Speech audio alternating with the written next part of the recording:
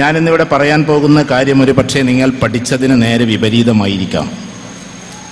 പക്ഷെ എൻ്റെ ബോധ്യങ്ങളെ ഞാൻ പറയൂ, ഞാൻ മനസ്സിലാക്കിയതേ ഞാൻ പറയൂ.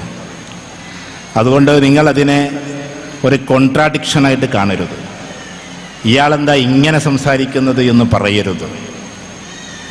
ഞാനിപ്പോഴും നിങ്ങളെപ്പോലൊരു വിദ്യാർത്ഥിയാണ്. ഈ വർഷവും എനിക്ക് എക്സാമിനേഷൻ ഉണ്ട്. US-ൻ്റെ ഒരു PhD കൂടി ചെയ്യുന്നു. തീരാറായി, ഈ വർഷം തീരുമെന്നാണ് ഞാൻ പ്രതീക്ഷിക്കുന്നത്.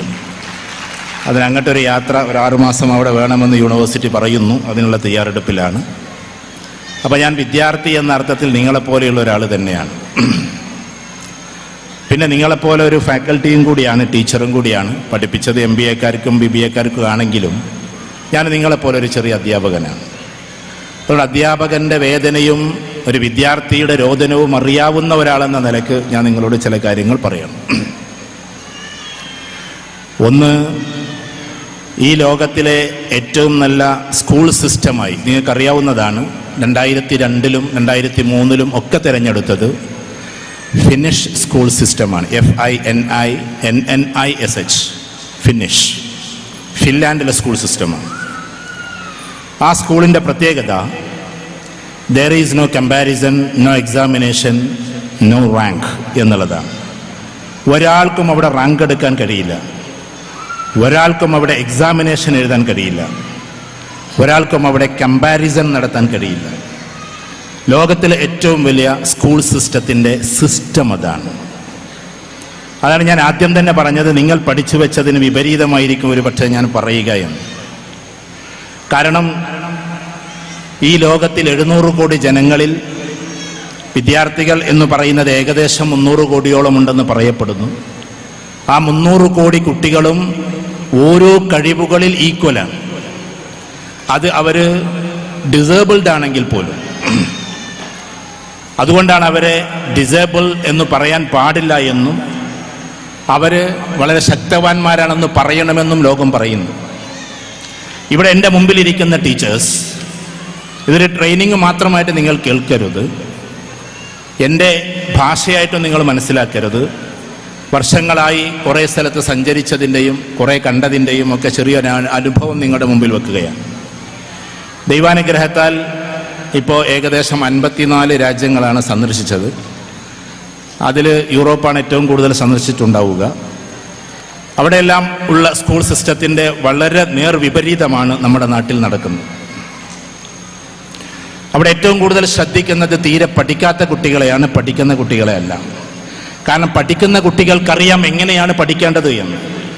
പഠിക്കാത്തവനെ നമ്മൾ മുന്നോട്ട് കൊണ്ടുവന്നാൽ അവൻ എന്നും നമ്മളോട് കമ്മിറ്റ്മെൻ്റ് ഉള്ളവനായിരിക്കും. അതുകൊണ്ട് ദയവ് ചെയ്ത് അധ്യാപകരായ നമ്മൾ മനസ്സിലാക്കരുത്, ഉറങ്ങുന്ന കുട്ടിയെ പിടിച്ച് പുറത്താക്കുന്നവനാണ് നല്ല അധ്യാപകനാണ്. ഉറങ്ങുന്ന കുട്ടിയോട് get out, get lost, lazy dog എന്നൊക്കെ പറഞ്ഞിട്ട് പുറത്താക്കാം നമുക്ക് വേണമെങ്കിൽ. അല്ലെങ്കിൽ മാന്യമായ ഭാഷയിൽ ഡോർ ഈസ് ഓപ്പൺ പ്ലീസ് എന്നും പറയാം. പക്ഷേ ഉറങ്ങുന്ന കുട്ടിയുടെ അരികിലെത്തി തലയൊന്ന് ഇങ്ങനെ തലോടിയിട്ട് മോനെ നീ എന്തിനാ ഉറങ്ങുന്നത് എന്ന് ചോദിച്ച് അവൻ്റെ കണ്ണുകളിൽ ആ കാരണം കണ്ടെത്തി മോൻ ഉറങ്ങിക്കോളൂ എന്ന് പറയുന്നവനാണ് ഇന്ന് ലോകത്തിലെ ഏറ്റവും വലിയ അധ്യാപകൻ. ഒരിക്കലും കുട്ടിയെ പുറത്താക്കുന്നവനല്ല. കാരണം ആ കുട്ടിയുടെ ഉറക്കം എന്ന് പറയുന്നത് കണ്ടെത്തുന്നതിനേക്കാൾ ഉറക്കത്തിൻ്റെ കാരണം കണ്ടെത്തുന്നവനായിരിക്കണം അധ്യാപകൻ. ഉറക്കത്തെ കണ്ടെത്താൻ എല്ലാ അധ്യാപകർക്കും സാധിക്കും, പക്ഷെ ഉറക്കത്തിൻ്റെ കാരണം കണ്ടെത്താൻ അധികം ആൾക്ക് സാധിക്കില്ല. അതുകൊണ്ട് ആ പാവം കുട്ടി എന്തുകൊണ്ട് ഉറങ്ങുന്നു, ആ കാരണമാണ് നമ്മൾ മനസ്സിലാക്കുന്നത്. നമ്മളെല്ലാവരും അധ്യാപകരാകുമ്പോൾ നമ്മളിൽ വലിയ പ്രതീക്ഷയാണ് ഈ സമൂഹത്തിനുള്ളത്.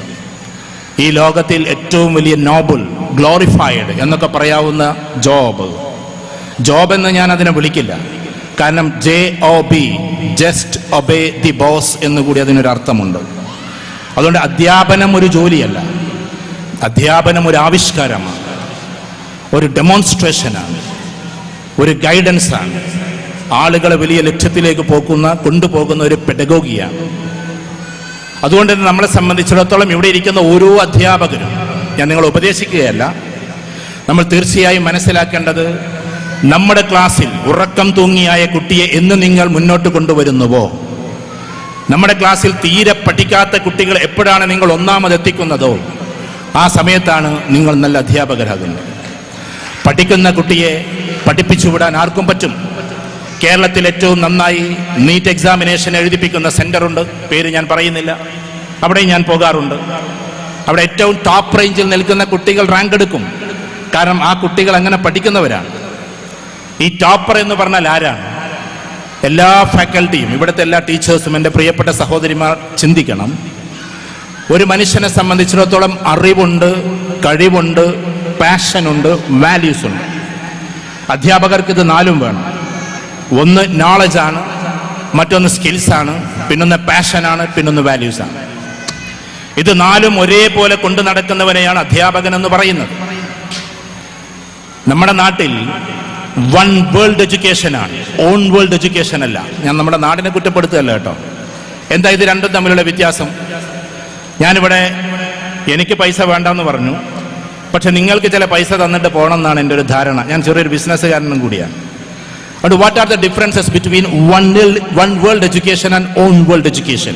ഈ കൂട്ടത്തിൽ നിന്ന് ആരെങ്കിലും ഒരാൾ കൃത്യമായിട്ട് അതിൻ്റെ ഡെഫിനിഷൻ പറഞ്ഞാൽ ഞാൻ ഇപ്പം നിങ്ങൾക്ക് ഈ സ്റ്റേജിൽ വിളിച്ചിട്ട് 2000 രൂപ തരും. കൃത്യമായിട്ട് പറയണം. തെറ്റിപ്പോയാൽ ഒരു 100 രൂപ ഇങ്ങോട്ടും. എന്നാലല്ലേ പിന്നെ കുറേ ആൾക്കാർ പറയാതിരിക്കുള്ളൂ. ലോകത്തിലൊക്കെ അങ്ങനെയാണ്. അങ്ങനെ പറയിപ്പിച്ചാലേ പിന്നെ അധികം പറയാതിരിക്കൂ. നിങ്ങളുടെ മനസ്സിലുള്ളത് തന്നെ അത് പറഞ്ഞാൽ മതി. ശ്രീനാരായണ ഗുരുവിൻ്റെ നേരെ ശിഷ്യനായിരുന്നു നടരാജ ഗുരു. ലോകതലത്തിൽ പ്രസംഗകലയിൽ നമ്മുടെ സ്വാമി വിവേകാനന്ദൻ കഴിഞ്ഞാൽ പിന്നീട് ലോകം ശ്രദ്ധിക്കപ്പെട്ടൊരു പ്രഭാഷണം നടരാജ ഗുരുവിൻ്റെതാണ്. നടരാജ ഗുരുവിൻ്റെ എഡ്യൂക്കേഷൻ്റെ തിസീസ് അന്ന് അദ്ദേഹം ന്യൂയോർക്കിൽ അവതരിപ്പിച്ചത് തന്നെ one world education and on world education എന്നത്. നിങ്ങൾ ടീച്ചേഴ്സ് എന്തായാലും അത് പഠിക്കണമല്ലോ.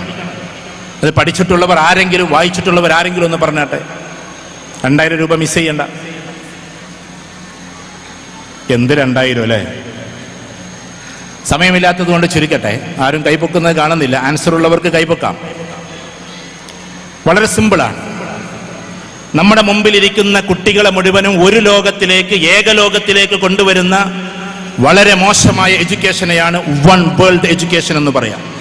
എല്ലാവരും ഒരേപോലെ മാത്സ് പഠിക്കണം, എല്ലാവരും ഒരേപോലെ ഫിസിക്സ് പഠിക്കണം, എല്ലാവരും ഒരേപോലെ സുവോളജി പഠിക്കണം, എല്ലാവരും ഒരേപോലെ തന്നെ ഇതൊക്കെ പഠിക്കണമെന്ന് വാശി പിടിച്ചുകൊണ്ട് മുഴുവൻ കഴിവുള്ള കുട്ടികളെയും അതിൻ്റെ ചിറകുകളെല്ലാം വെട്ടിയെറിഞ്ഞ് ഒരൊറ്റ ദിശയിലേക്ക് കൊണ്ടുവരുന്നതിൻ്റെ പേരാണ് വൺ വേൾഡ് എഡ്യൂക്കേഷൻ. എന്നാൽ ഓൺ വേൾഡ് എഡ്യൂക്കേഷൻ എന്ന് പറഞ്ഞാൽ അവന് അവൻ്റെതായ ലോകം തീർത്തു കൊടുക്കലാണ്. ആ ലോകത്തിൽ അവൻ ചക്രവർത്തിയാകുന്നതിൻ്റെ പേരാണ് ഓൺ വേൾഡ് എഡ്യൂക്കേഷൻ, OWN, അഥവാ ഈ പറയുന്ന ഓൺ വേൾഡ്. അവൻ്റെതായ ലോകം അവൻ തീർത്തു എന്നതാണ്. 7ാം ക്ലാസ്സിൽ നിന്ന് പുറത്താക്കപ്പെട്ട അപമാനിതനായി പോന്നിട്ടുള്ള ഒരു കുട്ടിയുടെ പേരാണ് ഇന്ന് ലോകത്തിൽ ഏറ്റവും കൂടുതൽ കുട്ടികൾ പഠിക്കുന്ന പേര്. അവൻ്റെ പേര് ആൽബർട്ട് ഐൻസ്റ്റീൻ എന്നാണ്. കാരണം അറിവിനേക്കാൾ കഴിവുകൾക്ക് പ്രാധാന്യം കൊടുക്കുകയായിരുന്നു. തൻ്റെ സ്വയം ലോകം തീർക്കുകയായിരുന്നു. സ്വയം ലോകം തീർത്തത് കൊണ്ടാണ് ആരും കണ്ടെത്താത്ത കണ്ടെത്തൽ കണ്ടെത്തിയത്. അല്ലെങ്കിൽ ആരോ കണ്ടെത്തിയതിന് ഐൻസ്റ്റീൻ പഠിക്കേണ്ടി വരുമായിരുന്നു. ഞാൻ പറയുന്നത് മനസ്സിലാകുന്നുണ്ടല്ലോ? അതിനു മുമ്പ് പലരും കണ്ടെത്തിയതിനെ ബൈഹാർട്ടാക്കിയിട്ട് ഐൻസ്റ്റീൻ പഠിക്കണമായിരുന്നു. തൻ്റെതായ ലോകം തീർത്തത് കൊണ്ടാണ് സത്യത്തിൽ എന്താകുന്നത്? അവനവൻ്റെ ലോകത്തിൽ ചക്രവർത്തിയാകുന്നത്. 14ാമത്തെ വയസ്സിൽ പോളിടെക്നിക്കിന്റെ എൻട്രൻസ് എഴുതാൻ വേണ്ടി, ലോക പ്രശസ്തമായ ഒരു പോളിടെക്നിക്കിൽ എൻട്രൻസ് എഴുതാൻ വേണ്ടി പോയി. 14ലോ 15ലോ. ആ സമയത്ത് അവിടുത്തെ ഇന്റർവ്യൂവിലും അവിടുത്തെ ടെസ്റ്റിലും പൊട്ടി. നിങ്ങൾക്കറിയാം ചരിത്രം. അന്ന് ഇന്റർവ്യൂവിൽ പാസ്സായ കേമന്മാരായ കുട്ടികളുണ്ട്. ആ കുട്ടികളെ ലോകം ഒരിക്കലും അറിഞ്ഞിട്ടേയില്ല. പക്ഷെ അന്ന് അവിടെ അഡ്മിഷൻ കിട്ടാതെ പൊട്ടിപ്പോയ കുട്ടിയെ പഠിക്കാതെ ഒരു കുട്ടിയും സ്കൂളിന്റെ പടിവിട്ടിറങ്ങുകയുമില്ല. അദ്ദേഹത്തിന്റെ പേരും കൂടിയാണ് ആൽബർട്ട് ഐൻസ്റ്റീൻ. ഞാൻ പറഞ്ഞു വരുന്നത്, എക്സാമിനേഷനിൽ പാസ്സാകുന്നവന്റെ പേരല്ല വിദ്യാർത്ഥി.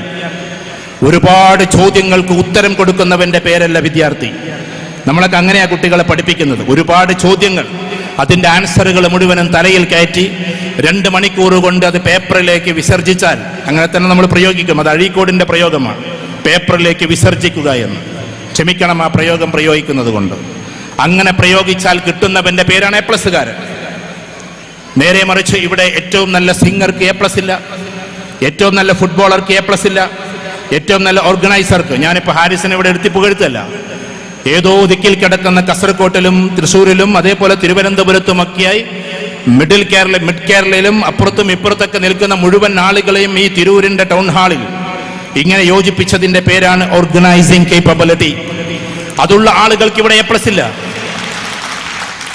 ഇങ്ങനെ നിങ്ങളെ മുഴുവൻ നയിച്ചു കൊണ്ടുപോയി നിങ്ങളെ വലിയ ലക്ഷ്യത്തിലേക്ക് എത്തിക്കുന്നതിന്റെ പേരാണ് ലീഡർഷിപ്പ് ക്വാളിറ്റി. അതുള്ളവർക്ക് ഇവിടെ എ പ്ലസ് ഇല്ല. ഇതേപോലെ തന്നെ സ്കൂളിൽ നിന്ന് പുറത്താക്കപ്പെട്ടിട്ട് ടീച്ചർക്ക് നേരെ കസേര എടുത്തുയർത്തി പിന്നീട് അവസാനം വീട്ടിലേക്ക് പതിതമായി വന്ന കുട്ടിയുടെ പേരാണ് ദ ഗ്രേറ്റ് റൊണാൾഡോ. അദ്ദേഹത്തിനും ഇവിടെ എ പ്ലസ് ഇല്ല. 15-ാമത്തെ വയസ്സിൽ സ്കൂൾ അവസാനിപ്പിക്കേണ്ടി വന്ന് ഇന്ത്യക്ക് വേണ്ടി ബാറ്റ് വീശിയ മഹാമനുഷ്യന്റെ പേരാണ്, ഇതുവരെ 10ാം ക്ലാസ് താണ്ടാത്ത മനുഷ്യന്റെ പേരാണ് സച്ചിൻ തെണ്ടുൽക്കർ. അദ്ദേഹത്തിനും ഇവിടെ എ പ്ലസ് ഇല്ല. നമ്മുടെ എഡ്യൂക്കേഷണൽ സിസ്റ്റം ഞാൻ കുറ്റപ്പെടുത്തല്ല എന്ന് വെച്ചാൽ ലോകത്തിലെ ഏറ്റവും ടോപ്പ് എന്നറിയപ്പെടുന്ന യൂണിവേഴ്സിറ്റിയിൽ പോയി പഠിച്ചാൽ ഇന്ത്യയിൽ അവർക്ക് സീറ്റില്ല. ഉദാഹരണത്തിന് ലോകത്തിലെ ഏറ്റവും ടോപ്പ് എക്കണോമിസ്റ്റുകളായിട്ടുള്ള നമുക്കൊക്കെ അറിയാവുന്ന അമർത്യ സെന്നിനും ഡോക്ടർ മൻമോഹൻ സിംഗിനും ഇന്ത്യയിൽ ഒരു UPSC ടെസ്റ്റ് എഴുതാൻ പറ്റില്ല. ഞാൻ പറയുന്നത് മനസ്സിലാകുന്നുണ്ടോ നിങ്ങൾക്ക്? ട്രിനിറ്റി എന്ന് പറയുന്ന അപാരമായ ക്യാമ്പസിൽ പോയി പഠിച്ചു സർ ഐസക് ന്യൂട്ടന്റെ കൂട്ടത്തിൽ ഫോട്ടോ നിരത്തി വെച്ചവരുടെ പേരാണ് നമ്മുടെ പണ്ഡിറ്റ് ജവഹർലാൽ നെഹ്റുവും അതേപോലെ തന്നെ ഡോക്ടർ അല്ലാമ ഇക്ബാലും. അവർക്കിവിടെ UPSC കിട്ടില്ല. കാരണം അത് നമ്മുടെ സിസ്റ്റത്തിന്റെ പ്രശ്നമാണ്. ഞാൻ ചില ചിന്തകളെ നിങ്ങളുടെ മുമ്പിലേക്ക് ഇടാം. ലോകത്തിലെ ഏറ്റവും ടോപ്പ് റേഞ്ചിൽ നിൽക്കുന്ന എക്സാമിനേഷൻ എന്ന് നീറ്റിനെ നമ്മൾ പറയുന്നു. നാഷണൽ എലിജിബിലിറ്റി ടെസ്റ്റാണ്, മെഡിക്കൽ കോഴ്സ് കഴിയാനുള്ള. പക്ഷേ ആ നീറ്റിന്റെ എൻട്രൻസ് എക്സാമിനേഷന് വേണ്ടി അതിന്റെ ഹാളിലേക്ക് കയറുന്ന സമയത്ത് ഓരോ കുട്ടിയും വിഭ്രാന്തിയിലാണ്. കാരണം തന്റെ മഫ്ത അഴിപ്പിക്കുമോ, തന്റെ കൈ പൊക്കുമോ, കാല് പൊക്കുമോ, തന്റെ പറയാൻ മടിയുണ്ടെങ്കിൽ പോലും അത് നടന്നതായതുകൊണ്ട് പറഞ്ഞോട്ടെ അടിവസ്ത്രം പോലും അഴിപ്പിക്കുമോ എന്ന ഭയത്തോടു കൂടിയാണ് നീറ്റിന്റെ അകത്തേക്ക് ആളുകൾ കയറുന്നത്, ഹാളിലേക്ക്. പക്ഷെ നീറ്റിനേക്കാൾ എത്രയോ ഉഗ്രമായ എക്സാമിനേഷൻസ് ഉണ്ട് ഈ ലോകത്തിൽ. അത് നമുക്ക് നമ്മുടെ സഹപാഠികളുടെ കൂടെ ഇരുന്ന് എഴുതാം. നമുക്ക് ഓപ്പൺ ബുക്ക് എക്സാം ആയിട്ട് എഴുതാം. നമുക്ക് ലൈബ്രറിയിൽ ഇരുന്നിട്ട് എഴുതാം. ടെക്സ്റ്റ് ബുക്കുകൾ മറിച്ചു വെച്ച് എഴുതാം. ഒരിക്കലും കോപ്പി അടിക്കാൻ കഴിയില്ല. കാരണം ഈ കുട്ടിയുടെ ക്വസ്റ്റ്യൻ പേപ്പർ വേറെയാണ്, ആ കുട്ടിയുടെ ക്വസ്റ്റ്യൻ പേപ്പർ വേറെയാണ്. തന്നെയുമല്ല ടെക്സ്റ്റിലുള്ള ക്വസ്റ്റ്യൻ പേപ്പറെ അല്ല വരിക, കമ്പ്യൂട്ടറിന്റെ അല്ലെങ്കിൽ ലാപ്ടോപ്പിന്റെ മോണിറ്ററിൽ ക്വസ്റ്റ്യൻ വരും. 1 മിനിറ്റ് കൊണ്ട് ആൻസർ ചെയ്തില്ലെങ്കിൽ ക്വസ്റ്റ്യൻ മാഞ്ഞു പോവുകയും ചെയ്യും. ആ കുട്ടിക്ക് അങ്ങോട്ടും ഇങ്ങോട്ടൊന്ന് തിരിഞ്ഞു നോക്കാൻ പോലും കഴിയില്ല. അങ്ങനെയും ലോകത്തിൽ എക്സാമിനേഷൻ ഉണ്ട്. ഈ നീറ്റിനേക്കാൾ എത്രയോ ഉയർന്ന എക്സാമിനേഷൻസ്. നമ്മൾ പഴയ രീതി തുടരുന്നത് കൊണ്ടാണ് കുട്ടി കൈ ഇവിടെ എഴുതിയിട്ടുണ്ടാവോ, കുട്ടി കാലിന്റെ അവിടെ എഴുതിയിട്ടുണ്ടാകുമോ എന്നൊക്കെ ടെസ്റ്റ് ചെയ്യേണ്ടി വരുന്നത്. പ്രാചീനമായ സിസ്റ്റങ്ങളെയാണ് നമ്മൾ കൊണ്ടു നടക്കുന്നത്. അതുകൊണ്ട് ഞാൻ പറഞ്ഞു വരുന്നത് 1000 ചോദ്യങ്ങളുടെ ഉത്തരങ്ങൾ നമ്മുടെ തലയിലേക്ക് കയറ്റിവിടുന്നതിന്റെ പേരല്ല വിദ്യാഭ്യാസം. ആൾക്കൂട്ടത്തിൽ നിന്ന് അനീതിക്കെതിരെ ഒരു ചോദ്യമെങ്കിലും ചോദിക്കുന്നവന്റെ പേരാണ് വിദ്യാർത്ഥി എന്ന്. അതാണ് നമ്മളെ കുട്ടികളെ പഠിപ്പിക്കേണ്ടത്. 1000 ചോദ്യങ്ങൾക്ക് ഉത്തരം നൽകുന്നവനല്ല, പകരം 1000 ചോദ്യങ്ങളുടെ ഉത്തരം പഠിക്കുന്നതിന് പകരം അത് പഠിച്ചോളൂ നിങ്ങൾ. പകരം ആൾക്കൂട്ടത്തിൽ അനീതിക്കെതിരെ ഒരു ചോദ്യമെങ്കിലും ഉയർത്തുന്നവന്റെ പേരാണ് യഥാർത്ഥത്തിൽ വിദ്യാർത്ഥി. ആ ചോദ്യം ചെയ്യലിലേക്ക്, ചോദ്യത്തിന്റെ ഉത്തരം മാത്രം പഠിക്കുന്ന വെറും ഷണ്ഡീകരിക്കപ്പെട്ടതിൽ നിന്നും മാറ്റി ചോദ്യങ്ങൾ ചോദിക്കുന്ന വിദ്യാർത്ഥികളായി നമ്മൾ എന്ന് മാറുന്നുവോ അന്ന് നമ്മൾ വിദ്യാർത്ഥികളാണ്. നിങ്ങൾ പഠിപ്പിക്കുന്ന കുട്ടികൾ അന്ന് മുതൽ വിദ്യാർത്ഥികളാണ്. അധ്യാപകനോടൊന്ന് സംസാരിച്ചാൽ ആ കുട്ടി അച്ചടക്കമില്ലാത്തവൻ. അധ്യാപകനോട് മറുചോദ്യം ചോദിച്ചാൽ ആ കുട്ടി വിവരം കെട്ടവൻ. അധ്യാപകനോട് എന്തെങ്കിലും എഴുന്നേറ്റിട്ട് ഒരു ക്വസ്റ്റ്യൻ ചോദിച്ചാൽ ആ കുട്ടി ഒന്നിനും പറ്റാത്തവൻ. രക്ഷിതാക്കളോട് എന്തെങ്കിലും ഒരു ചോദ്യം ചോദിച്ചാൽ മിണ്ടാതിരിക്കുക എന്ന് കേൾക്കുന്നവൻ. അതല്ല വിദ്യാർത്ഥി. അവൻ ചോദ്യങ്ങൾ ചോദിച്ചുകൊണ്ടേയിരിക്കും അവന്റെ അവസാന നാൾ വരെ. അതാണ് വിദ്യാർത്ഥിത്വം. അതാണ് വിദ്യാർത്ഥിത്വം. അങ്ങനെ നമ്മൾ കുട്ടികളെ വളർത്തിയെടുക്കണം അച്ചടക്കത്തോടെ. അച്ചടക്കം നിങ്ങൾ പഠിപ്പിച്ചോളൂ. അച്ചടക്കം നിങ്ങൾ പഠിപ്പിച്ചോളൂ. ഇവിടെ നിങ്ങളുടെ ക്യാപ്ഷന്റെ പേര് കൊടുത്തത് ശിക്ഷൻ എന്നാണ് അല്ലേ? ശിക്ഷൻ അല്ല. ആ ക്യാപ്ഷനോടൊരു ചെറിയ വിയോജിപ്പ് അതും പറയണല്ലോ. നമുക്ക് ശിക്ഷ അറിയില്ല, നമുക്ക് ശിക്ഷണമേ അറിയൂ. അതിന്റെ പദമാണ് ശിക്ഷൻ. ശിക്ഷയില്ല നമുക്ക്. എന്തേ ഉള്ളൂ? ശിക്ഷണേ ഉള്ളൂ. ശിക്ഷണും ശിക്ഷയും രണ്ടും രണ്ടാണ്. നെഗറ്റീവായിട്ട് കൊടുക്കുന്നത് ശിക്ഷയാണ്, പോസിറ്റീവായിട്ട് നൽകുന്നത് ശിക്ഷണമാണ്. അതുകൊണ്ട് നിങ്ങളുടെ പേര് ശിക്ഷൻ എന്നല്ലേ, ശിക്ഷണം എന്നല്ലേ? നിങ്ങൾ നോക്കിയിട്ടുണ്ടോ എന്ന് എനിക്ക് അറിഞ്ഞുകൂടാ. ഹാരിസ് ഭായ്, ശിക്ഷൻ എന്നല്ലേ? എന്ന് പറഞ്ഞാൽ ശിക്ഷണം എന്നാണ്. എന്ന് വെച്ചാൽ നമ്മൾ ശിക്ഷണത്തോടു കൂടി വളരണം. യമനിയമ എന്നാണ് അതിന് പറയുക. യമ എന്ന് പറഞ്ഞാൽ സ്വയമേ നമ്മൾ കൊണ്ടു നടക്കേണ്ടുന്ന നിയമങ്ങളെയാണ് യമ എന്ന് പറയുക. ഒരു പെൺകുട്ടിയെ എവിടെയെങ്കിലും വെച്ച് കണ്ടാൽ അവളോട് മോശമായി സംസാരിക്കരുത് എന്ന് നമ്മുടെ ഉള്ളിൽ നിന്ന് തോന്നുന്ന തോന്നലിനെയാണ് യമം എന്ന് പറയുന്നത്. അത് തോന്നാത്തവനിലേക്ക് നിയമം എന്ന് പറയുന്നത് കൊണ്ടുവരേണ്ടി വരും. നിർബന്ധ യമം, അതാണ് നിയമം. അപ്പൊ കുട്ടികളെ നിയമത്തിലൂടെ പഠിപ്പിക്കരുത്, കുട്ടികളെ യമത്തിലൂടെ പഠിപ്പിക്കണം. ഒന്നും കൂടി പറഞ്ഞാൽ ഇമ്പോസ് ചെയ്ത് പഠിപ്പിക്കരുത്, ഇൻസ്പയർ ചെയ്ത് പഠിപ്പിക്കണം. ഇൻസ്പിരേഷനാണ് കുട്ടികൾക്ക് കൊടുക്കേണ്ടത്. ഫ്രണ്ട് ബെഞ്ചിലിരിക്കുന്ന 3-4 കുട്ടികൾ എന്നും പഠിക്കുന്നവരാ. എന്തുകൊണ്ട്? എല്ലാ ടീച്ചേഴ്സ് വന്നിട്ടും അവരെ ഇൻസ്പയർ ചെയ്യും. ഉഷാറായിട്ടുണ്ട്, നന്നായിട്ടുണ്ട്, ഇങ്ങനെ തമ്പിംപ്രഷം കൊടുക്കും. ഏത് ക്ലാസ് നിങ്ങൾ എടുത്തോ, ഫസ്റ്റ് ബെഞ്ചിലിരിക്കുന്ന കുട്ടികൾ അത്യാവശ്യം പഠിക്കുന്നവരായിരിക്കും. അവർ കൊമ്പത്തുനിന്ന് വന്നവരല്ല. എല്ലാ അധ്യാപകരും പോയിട്ട് തമ്പ് കൊടുക്കുന്നത് അവരോടാണ്. പഠിച്ചോ മക്കളെ, എഴുതിയോ മക്കളെ, സ്വകാര്യതയിൽ ഒരു സംസാരമാണ്. എന്നിട്ട് അവർ ടീച്ചർ ചോദിക്കുമല്ലോ എന്ന് വിചാരിച്ച് അവർ കൃത്യമായിട്ട് എഴുതി വരും. ഈ ടീച്ചേഴ്സ്, ഈ സയൻസിന്റെ ടീച്ചേഴ്സ് ഒന്ന് പിന്നാമ്പുറത്ത് പോയിട്ട് അവരുടെ ബെഞ്ച് കൂടി വന്ന് എത്തി നോക്കിയിരുന്നുവെങ്കിൽ ഒരു പക്ഷെ ഇവരെക്കാൾ കൂടുതൽ ആ ബാക്കിൽ ബെഞ്ചിലിരുന്നവൻ പഠിക്കുമായിരുന്നേനെ. പക്ഷെ ഇൻഡിവിജ്വൽ അറ്റൻഷൻ അവർക്ക് കൊടുത്തില്ല. ലോകത്തിൽ ഒട്ടുമിക്ക രാജ്യങ്ങളിലും ബെഞ്ചും ഡെസ്കും എന്ന് പറയുന്ന കോൺസെപ്റ്റ് ഇല്ല. ബെഞ്ചും ഡെസ്കും എന്ന് പറയുന്നത് എന്ന് നമ്മൾ എടുത്ത് ഒഴിവാക്കുന്നുണ്ടോ അന്നായിരിക്കും നമ്മൾ നല്ല വിദ്യാർത്ഥികളെ വാർത്തെടുക്കുക. കാരണം ബെഞ്ചും ഡെസ്കും ആകുമ്പോൾ ബാക്കും ഫ്രണ്ടും ഉണ്ടാകും. റൗണ്ട് ടേബിൾ ആണ് എല്ലായിടത്തും. ഞാൻ പോയിടത്ത് സഞ്ചരിച്ച സ്ഥലം Australia, UK, Finland, Netherland, Switzerland, Germany, Italy, France, എല്ലാ സ്ഥലങ്ങളിലും റൗണ്ട് ടേബിൾ ആണ്. കാരണം എല്ലാ കുട്ടികളെയും ഈക്വൽ ആയിട്ട് ഗണിക്കുന്നു, എല്ലാ കുട്ടികളെയും ഒന്നായിട്ട് കാണുന്നു. ഒരു കുട്ടിയെയും ബാക്കിലിരുത്തുകയില്ല, ഒരു കുട്ടിയെയും ഫ്രണ്ടിലിരുത്തുകയുമില്ല. ഫ്രണ്ടിലിരുത്തലും ഒരു മൂല്യമില്ലായ്മയാണ്. കാരണം ഫ്രണ്ടിൽ എല്ലാവരെയും നമുക്ക് ഇരുത്താൻ കഴിയില്ലല്ലോ. ഫ്രണ്ടിലിരുത്തലും ഒരു തെറ്റാണ്. കാരണം അതൊരു അനീതിയാണ്. കുറച്ച് കുട്ടികൾക്ക് മാത്രമേ ഫ്രണ്ടിലിരിക്കാൻ പറ്റൂ. അപ്പൊ നമ്മൾ ചെയ്യുന്നത് എന്താ? റൊട്ടേഷൻ, ബെഞ്ച് റൊട്ടേഷൻ എന്ന് പറയുന്ന സാധനമാണ്. ബെഞ്ച് റൊട്ടേഷനും തെറ്റാണ്. ഒരു ദിവസം ആ കുട്ടി ഫ്രണ്ടിലാകുന്നു, മറ്റൊരു ദിവസം ബാക്കിലാകുന്നു. അപ്പോഴും ആ കുട്ടിക്ക് ഇങ്ങനെ നിമ്നോന്നതങ്ങളായി മാറുന്നു. കുട്ടിക്ക് എന്നും ഫീൽ ചെയ്യണം എല്ലാവരും ഒന്നാണ് എന്ന്. നിങ്ങൾ ഫിന്നിഷ് സ്കൂൾ എടുത്തു നോക്കുക. ഫിൻലാൻഡിലെ സ്കൂൾ സിസ്റ്റത്തിൽ നിങ്ങൾക്ക് മനസ്സിലാകും, നോ എക്സാമിനേഷൻ. 10ാം ക്ലാസ് വരെ പരീക്ഷയില്ല. അപ്പൊ നമുക്ക് തോന്നും നന്നായിട്ട് അവിടെ പോയി പഠിച്ചാൽ മതിയല്ലോ. ലോകത്തിലെ ഏറ്റവും ടോപ്പ് സിസ്റ്റത്തിൽ 10ാം ക്ലാസ് വരെ പരീക്ഷയില്ല. കാരണം എന്താണെന്നറിയോ? കാരണം പരീക്ഷ 10ാം ക്ലാസ് വരെ ഉണ്ടായാൽ ആ കുട്ടി നാരോ മൈൻഡഡ് ആകുമെന്നാണ് ഫിൻലാൻഡിന്റെ വിശ്വാസം. കാരണം ആ കുട്ടി ചെറിയ ചെറിയ കാര്യങ്ങൾ മാത്രം പഠിച്ചു മാർക്കിന് വേണ്ടി പഠിക്കുന്ന കുട്ടിയായി മാറും. 10ാം തരം വരെ വൈഡനിങ് ആയി, ബ്രോഡനിങ് ആയി ഒരുപാട് കാലം ആ കുട്ടി പഠിക്കേണ്ടതുണ്ട്. അതുകൊണ്ട് ആ കുട്ടിക്ക് എല്ലാ ആക്ടിവിറ്റികളും കൊടുക്കും. ആ ആക്ടിവിറ്റികൾക്കൊക്കെ പാടെ പരീക്ഷ കൊടുക്കാൻ കഴിഞ്ഞാൽ 50ഓ 100ഓ പരീക്ഷ എഴുതേണ്ടി വരും ആ കുട്ടി. അതുകൊണ്ട് പരീക്ഷയില്ല. No comparison. ഒരിക്കൽ ആ കുട്ടി അങ്ങനെ, ഈ കുട്ടി ഇങ്ങനെ എന്നുള്ള കമ്പാരിസണേ ഇല്ല. എൻ്റെ ഒരു സുഹൃത്തുണ്ട് ആസിഫ്. അദ്ദേഹം എന്നോടൊരു പ്രോഗ്രാമിന് പോകുമ്പോൾ പറഞ്ഞു, നിങ്ങൾ ആ സ്കൂളിലേക്കല്ലേ പോകുന്നത്, സ്കൂളിന്റെ പേര് ഞാൻ പറയുന്നില്ല നെഗറ്റീവ് ആയതുകൊണ്ട്, അതുകൊണ്ട് അവിടുത്തെ ടീച്ചേഴ്സിന് നിങ്ങൾ ക്ലാസ് കൊടുക്കുമ്പോൾ ഒരു കാര്യം പറയണം. അതെന്തെന്ന് വെച്ചാൽ, എൻ്റെ കുട്ടി ഒരു പ്രൊജക്റ്റ് കൊണ്ടുവന്നിരുന്നു. ചെറിയ മോള് 3ാം ക്ലാസ്സിൽ പഠിക്കുന്ന കുട്ടി. ആ കുട്ടി മനോഹരമായിട്ട് അവൾ സ്വന്തമായിട്ട് അത് ചെയ്തപ്പോ ലെറ്റർ അങ്ങോട്ടും ഇങ്ങോട്ടും മാറി, കളർ അങ്ങോട്ടും ഇങ്ങോട്ടൊക്കെ മാറി. പക്ഷെ കുട്ടി അധ്വാനിച്ച് ചെയ്തതാണ്. ഒരു മാഡം, ആ മാഡം ആകരുത് നമ്മൾ. സ്കൂളിന്റെ പേര് ഞാൻ പറയുന്നില്ല. ആ തരത്തിലുള്ള ഒരു മാഡമായി നമ്മൾ മാറരുത്. ഒരു മാഡം എല്ലാ കുട്ടികളുടേതും ശരിയിട്ട് 100-ൽ 100 മാർക്ക് കൊടുത്ത്, എന്നിട്ട് ഈ പാവം കുട്ടിയുടേത് ആൾക്കൂട്ടത്തിൽ എടുത്ത് ഉയർത്തിയിട്ട്. ഫിനിഷ് സ്കൂൾ സിസ്റ്റത്തിൽ ഏറ്റവും പ്രധാനപ്പെട്ടത് ഒരിക്കലും മാതൃകാപരമായി ശിക്ഷിക്കരുത് എന്നാണ്. ആൾക്കൂട്ടത്തിൽ വെച്ചിട്ട് ഒരു കുട്ടിയെ ശിക്ഷിക്കരുത്. മറ്റുള്ളവർക്ക് മാതൃകയാകുമെങ്കിലും ആ കുട്ടി പിന്നീട് സൂയിസൈഡിലേക്ക് പോകേണ്ടി വരും. അതുകൊണ്ട് ആൾക്കൂട്ടത്തിൽ വെച്ച് ഒരാളെയും ശിക്ഷിക്കരുത്. ഒറ്റയ്ക്ക് ശിക്ഷിക്കാവൂ. ശിക്ഷയുണ്ടെങ്കിൽ തന്നെ ആ കുട്ടിയെ അപ്പം തന്നെ സോൾവ് ചെയ്യും വേണം. അതവിടെ നിൽക്കട്ടെ, ഞാൻ അതിലേക്ക് പോകുന്നില്ല. ഒരിക്കലും ആൾക്കൂട്ടത്തിൽ വെച്ചിട്ട് ഒരാളെയും വഴക്ക് പറയരുത്. പ്രവാചക തിരുമേനി സല്ലല്ലാഹു അലൈഹി വസല്ലമയുടെ ഒരു വാക്കുണ്ട്. മറ്റെല്ലാ ആളുകളും ഒന്ന് ക്ഷമിക്കുമെങ്കിൽ പറഞ്ഞോട്ടെ, എന്നെ ഏറ്റവും കൂടുതൽ ആകർഷിച്ച ഒരു വാക്കാണ്. ആൾക്കൂട്ടത്തിൽ വെച്ച് നീ ഒരാളെ വളരെ വിഷമിപ്പിക്കുകയും ഒറ്റയ്ക്കിരിക്കുമ്പോൾ അയാളോട് മാപ്പ് ചോദിക്കുകയും ചെയ്യുക എന്നത് ആൾക്കൂട്ടത്തിൽ വെച്ചൊരാളെ വിവസ്ത്രമാക്കുകയും എന്നിട്ട് ഒറ്റയ്ക്കിരിക്കുമ്പോൾ ആ വസ്ത്രം തിരിച്ചേൽപ്പിക്കുകയും ചെയ്യുന്നവനെ പോലെയാണ്. എത്ര ക്രൂരമാണെന്ന് ആലോചിച്ച് നോക്കിയാട്ടെ.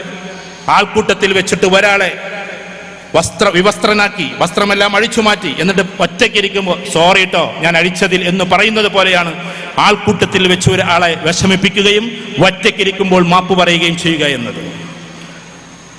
അങ്ങനെ ഇദ്ദേഹം പറയാണ്, ഈ കുട്ടിയുടേത് മാത്രം എടുത്തിട്ട് മാഡം ഉയർത്തിയിട്ട് പറഞ്ഞു, കണ്ടില്ലേ ഇവൾ ചെയ്തത്, നിങ്ങളെല്ലാം നന്നായി ചെയ്തു, ഈ കുട്ടിക്ക് എന്തു പറ്റി? അനാലിസിസ് എന്ന് പറയുന്ന ഒരു സാധനം അടുത്തുകൂടെ പോകാത്തൊരു പാവം ടീച്ചർ. പാവം എന്നവരെ വിളിക്കാൻ പറ്റില്ല. എന്തുകൊണ്ടാണെന്നറിയോ? ബാക്കിയുള്ളവർക്കെല്ലാം പാരൻസ് ചെയ്തു കൊടുത്തതാണ്. അതിമനോഹരമായി കളറിംഗ് പാരൻസ് ചെയ്തു കൊടുത്തതാണ്. നല്ല ലെറ്റേഴ്സ് വടിവത്ത രീതിയിൽ എഴുതി കൊടുത്തത് പാരൻസ് ആണ്. ഈ പാവം കുട്ടിയുടെ പിതാവ് നല്ലൊരു അധ്യാപകൻ കൂടിയായതുകൊണ്ട് കുട്ടി ഒറ്റയ്ക്ക് ചെയ്യട്ടെ എന്ന് ശാഠ്യം പിടിച്ച് ആ പാവം കുട്ടി കഴിയുന്ന രീതിയിൽ ഒറ്റയ്ക്ക് ചെയ്തപ്പോ ഈ മാഡത്തിന് അത് സഹിച്ചില്ല. സത്യത്തിൽ ആർക്കാ അവാർഡ് കൊടുക്കേണ്ടെന്നറിയോ? നിങ്ങളൊക്കെ ഉഷാറായിട്ട് എഴുതിയിട്ടുണ്ട്, നിങ്ങൾക്കല്ല ഇന്ന് മാർക്കുള്ളത്, ഒറ്റയ്ക്ക് ചെയ്ത ഇവൾക്കാണ് എന്നാണ് നിങ്ങളെന്ന ടീച്ചർ അന്ന് അവിടെ അവാർഡ് കൊടുക്കേണ്ടത്. നിങ്ങളതായിരിക്കണം. ഓരോ കുട്ടിയെയും അങ്ങനെ ഉയർത്തിക്കൊണ്ടേ വരണം. ഞാൻ പറയുന്നത് കൊണ്ട് നിങ്ങൾക്കൊന്നും തോന്നരുത്. ഒരു കുട്ടിയുടെ കഴിവ് വ്യത്യസ്തമാണ്. അതാണ് on world, OWN, on world education. സ്വയം ലോക വിദ്യാഭ്യാസം എന്ന് പറയുന്നത് അതാണ്. ഒരു കുട്ടി അവന്റെ ലോകത്തിലെ ചക്രവർത്തിയാണ്. ആ ചക്രവർത്തിയെ നമ്മൾ കണ്ടെത്തണം. ആ ചക്രവർത്തി ആ പൊസിഷനിൽ ഇരുത്താൻ നമുക്ക് പറ്റണം. നിങ്ങളുടെ ക്ലാസ് റൂമിൽ 40 കുട്ടികളുണ്ടെങ്കിൽ 40 പേരും അവരവരുടെ ലോകത്തിലെ രാജാക്കന്മാരാണ്. അവരവരുടെ ലോകത്തിലെ. ഏത് ഉന്നതനായ കുട്ടിക്കും ഒരു നെഗറ്റീവ് സൈഡ് ഉണ്ടാവും. ആര് പറഞ്ഞു കുട്ടി നന്നായിട്ട് പഠിക്കും? നന്നായിട്ട് പഠിക്കുക എന്നത് അല്ലല്ലോ വിദ്യാഭ്യാസം.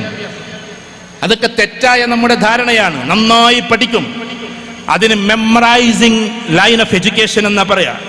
കുട്ടി എല്ലാം ബൈഹാർട്ടാക്കിയിരിക്കുന്നു എന്നാണ്. മെമ്മറൈസിങ് മോഡലാണ്. ആ മെമ്മറൈസിങ് മോഡൽ എഡ്യൂക്കേഷൻ എന്ന് പറഞ്ഞാൽ ഒരു കുട്ടിയുടെ സ്കിൽ ഡെവലപ്മെന്റിനെയാണ് എഡ്യൂക്കേഷൻ എന്ന് പറയുക. Skill development. അതിനേക്കാൾ അതിന്റെ അപ്പുറത്ത് പിന്നെയുമുണ്ട് സോഷ്യോ ഡെവലപ്മെന്റ്, അതിന്റെ അപ്പുറത്തേക്ക് സ്പിരിച്വൽ ഡെവലപ്മെന്റ്, അതിന്റെ അപ്പുറത്തേക്ക് ഫിസിക്കൽ ഡെവലപ്മെന്റ്. ഇങ്ങനെ വ്യത്യസ്തമായ ഡെവലപ്മെന്റിലൂടെ ഒരു കുട്ടിയെ നമ്മൾ കൊണ്ടുപോകുന്നത് എന്നാണോ അന്നാണ് നമ്മൾ നല്ലൊരു ടീച്ചർ ആവുക. ഞാൻ മറ്റൊരു ചോദ്യം ചോദിച്ചോട്ടെ. 5000 രൂപ തരാം നിങ്ങൾക്ക്. ഞാൻ വെറുതെ പറയല്ല, എന്റെ പോക്കറ്റിൽ നിന്ന് എടുത്തിട്ട് തരും, ഹാരിസ് ഭായിന്റെ അടുത്ത് നിന്നല്ല. വിദ്യാധനം സർവധനാൽ പ്രധാനം എന്ന് നമ്മൾ പറയാറുണ്ട്, ഇല്ലേ? ഒന്ന് പറഞ്ഞാട്ടെ, ആ വാക്കൊന്ന് പറഞ്ഞാട്ടെ, ഒന്ന് ഉറക്കെ പറഞ്ഞോ. വിദ്യാധനം സർവധനാൽ പ്രധാനം. അതിന്റെ മുമ്പ് 3-4 വരികളുണ്ട്.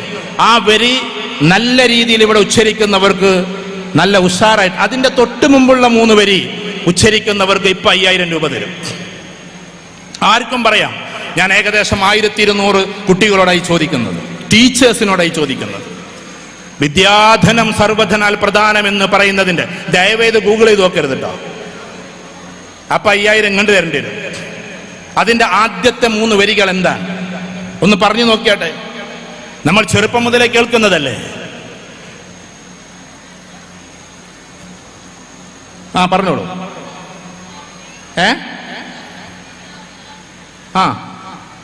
അല്ലല്ല അതല്ല, എന്നാലും പറയാനുള്ള ഒരു ധൈര്യം കാണിച്ചല്ലോ. ഒന്ന് കൈയടിച്ചു കൊടുത്താട്ടെ. എപ്പോ നിങ്ങൾ ഏറ്റവും നന്നായി വർത്തമാനം പറഞ്ഞ്, ഏറ്റവും നന്നായി കുസൃതി കളിച്ച്, ഏറ്റവും നന്നായി ക്ലാസ്സിൽ അലമ്പെന്ന് ഞാൻ പറഞ്ഞില്ലേ, കുട്ടികളെ ചെറുക്കായിട്ടൊക്കെ ഇങ്ങനെ ഉന്തി നടക്കുന്ന കുട്ടിയുണ്ടോ, അവനെ രാജാവാക്കി എടുക്കണം. കാരണം അവൻ രാജാവാണ്, അതുകൊണ്ടാണ് അവൻ അങ്ങനെ നടക്കുന്നത്. അവനെ ഒതുക്കി തീർക്കല്ലേ, അവനെ ഒതുക്കല്ലേ നിങ്ങൾ. പഠിത്തത്തിന്റെ കാര്യം പറഞ്ഞ് അവൻ അച്ചടക്കത്തിന്റെ വാതായനത്തിലേക്ക് കൊണ്ടുവരല്ലേ. കാരണം അവൻ കുറെ കഴിഞ്ഞാൽ സോഷ്യൽ റാപ്പോ ഉള്ള കുട്ടിയാണ്, കുറെ കഴിഞ്ഞാൽ ഫ്രണ്ട്സ് മേക്കിംഗ് കപ്പാസിറ്റി ഉള്ള കുട്ടിയാണ്, കുറെ കഴിഞ്ഞാൽ ലീഡർഷിപ്പ് ക്വാളിറ്റി ഉള്ള കുട്ടിയാണ്, കുറെ കഴിഞ്ഞാൽ ഓർഗനൈസേഷൻ സ്കില്ലുള്ള കുട്ടിയാണ്, കുറെ കഴിഞ്ഞാൽ ഡാറ്റ ഇന്റർപ്രിട്ടേഷൻ ഉള്ള കുട്ടിയാണ്, കുറെ കഴിഞ്ഞാൽ അനലിറ്റിക്കൽ റീസണിംഗ് ഉള്ള കുട്ടിയാണ്, കുറെ കഴിഞ്ഞാൽ ഓർഗനൈസിംഗ് സ്കില്ലുള്ള കുട്ടിയാണ്, കുറെ കഴിഞ്ഞാൽ മൾട്ടി ലിംഗ്വിസ്റ്റിക് എബിലിറ്റി ഉള്ള കുട്ടിയാണ്, കുറെ കഴിഞ്ഞാൽ അതിനുമപ്പുറം സ്ട്രാറ്റജിക്കൽ തോട്ടുള്ള കുട്ടിയാണ്. ആ കുട്ടിയാണ് ഒതുക്കി ഒതുക്കി ഒതുക്കി വെറും മെമ്മറൈസിംഗിലേക്ക് നിങ്ങൾ കൊണ്ടുപോകുന്നത്, വെറും ബൈഹാർട്ട് സിസ്റ്റത്തിലേക്ക് നിങ്ങൾ കൊണ്ടുപോകുന്നത്. നചൗരഹാര്യം നബ്രാദൃഭാജ്യം നചഭാരകാരി വ്യയേ കൃതേ വർദ്ധനേവ നിത്യം. വിദ്യാധനം സർവധനാൽ പ്രധാനം. 5000 ഉറുപ്പ്യ ആകുമ്പോ അതിന്റെ ഒരു കട്ടിയൊക്കെ ഉണ്ടാവും. നചൗരഹാര്യം നബ്രാദൃഭാജ്യം നചഭാരകാരി വ്യയേ കൃതേ വർദ്ധനേവ നിത്യം. എന്താ അത് പറഞ്ഞതിന്റെ അർത്ഥം? നചൗരഹാര്യം, ഒരിക്കലും കള്ളൻ കട്ടുകൊണ്ടുപോവുകയില്ല. തസ്കരനാൽ മോഷ്ടിക്കാവതല്ല. ഒരിക്കലും നമ്മളിൽ നിന്ന് എഡ്യൂക്കേഷൻ കൊണ്ടുപോവുകയില്ല ആരും. കുട്ടിക്ക് ജന്മന ജനിപ്പിച്ചവനാരോ പ്രപഞ്ചത്തിന്റെ നാഥനാരോ വിശ്വസിച്ചാലും ഇല്ലെങ്കിലും അവൻ ഒരുപാട് കഴിവുകൾ കൊടുക്കുന്നുണ്ട്. നമ്മൾ അത് കണ്ടെത്തിയാൽ മതി. ഈ ലോകത്തെ ശാസ്ത്രജ്ഞർ കണ്ടെത്തിയതാണ്, ഈ പ്രപഞ്ചത്തെ കണ്ടെത്തിയതാണ്.